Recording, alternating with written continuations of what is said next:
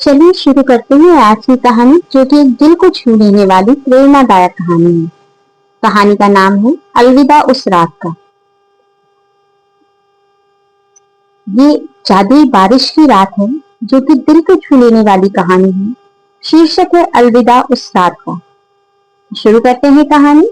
मुंबई की भागती दौड़ती जिंदगी में एक आदमी था, विवेक शर्मा। एक सॉफ्टवेयर इंजीनियर, शांत स्वभाव का, हमेशा मुस्कुराने वाला और सबसे बड़ी बात, बेहद दयालु दिल वाला इंसान, जो हमेशा दूसरों की मदद करता, चाहे ऑफिस का चपरासी हो या रास्ते का भिखारी। उसकी छोटी सी प्यारी सी दुनिया थी।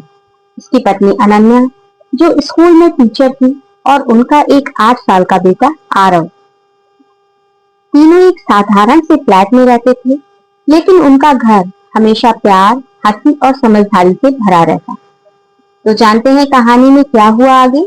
अगर आप अभी तक कहानी में बने हुए हैं और सुन रहे हैं, तो प्लीज चैनल को लाइक, शेयर एंड सब्सक्राइब जरूर कीजिएगा। और अगर आप नए हैं तो सब्सक्राइब करने के साथ साथ बेल आइकन पर ऑल का टिक कर दीजिएगा, जिससे मेरे नए वीडियोस की नोटिफिकेशन आपको मिलती रहे। तो चलते हैं कहानी में आगे। उस बारिश की रात में क्या हुआ। वो जुलाई की एक ठंडी बरसाती रात थी। बिजली की चमक, बारिश की बूंदें खिड़की पर नाच रही थी। विवेक काम से जल्दी लौटा था। अनन्या ने गरम गरम खिचड़ी बनाई थी और आरव ने अपनी ड्राइंग दिखाई, एक परिवार का स्केच जिसमें लिखा था माई सुपर फैमिली। डिनर के बाद तीनों बालकनी में बैठे बारिश का मजा ले रहे थे, जब नीचे एक हल्की सी आवाज आई। एक बूढ़ा आदमी भीगता हुआ, कांपता हुआ सड़क के किनारे बैठा था।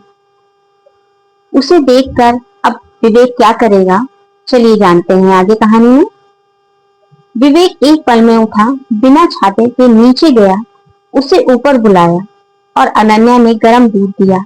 आरव ने अपना टॉवल दिया। बूढ़े ने कांपती आवाज में कहा, बेटा, मैं तो सोच रहा था ये रात मेरी आखिरी होगी।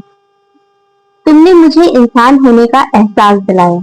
विवेक मुस्कुराया और बोला, इंसानियत कभी बूढ़ी नहीं होती बाबा, ये हमारा फर्ज है। पर कहानी यहीं खत्म नहीं होती। चलिए जानते हैं अपनी कहानी में आगे क्या हुआ।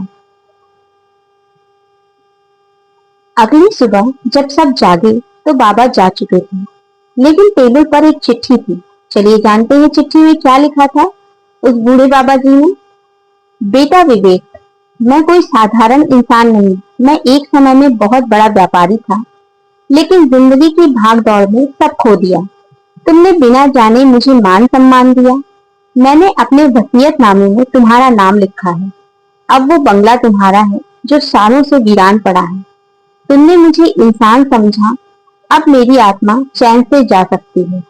तुम्हारे जैसे लोग इस दुनिया में उम्मीद की तरह होते हैं। बाबा।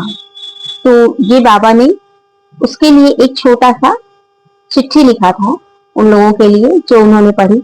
और फिर विवेक और उसका परिवार उस बंगले में नहीं गए, बल्कि उसे एक अनाथालय में, यानी एक अनाथ आश्रम में बदल दिया।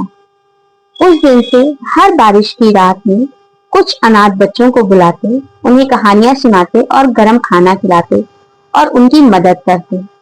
तो वो क्या करते थे, दूसरों की हेल्प करते थे। और उस रात की याद में उन्होंने उस जगह का नाम रखा अलविदा नहीं। तो कैसी लगी आज की कहानी? अगर पसंद आई है तो please like, share and subscribe to my channel. और अभी कहानी थोड़ी सी और है, क्योंकि उनका मानना था जो दिल से जुड़ जाते हैं उनसे कभी अलविदा नहीं होता। तो कैसी लगी आज की कहानी? So please like, share and subscribe to my channel. और चैनल पे और भी बहुत सारे वीडियोस हैं, तो प्लीज चैनल पर एक बार विजिट जरूर करें। और मिलते हैं हम अपनी अगली कहानी में और किसी अगली वीडियो में। अगर आपको कहानी पसंद आई है आज की, तो कमेंट बॉक्स में जरूर लिखें अगली कहानी आपको किस विषय पे चाहिए। धन्यवाद दोस्तों।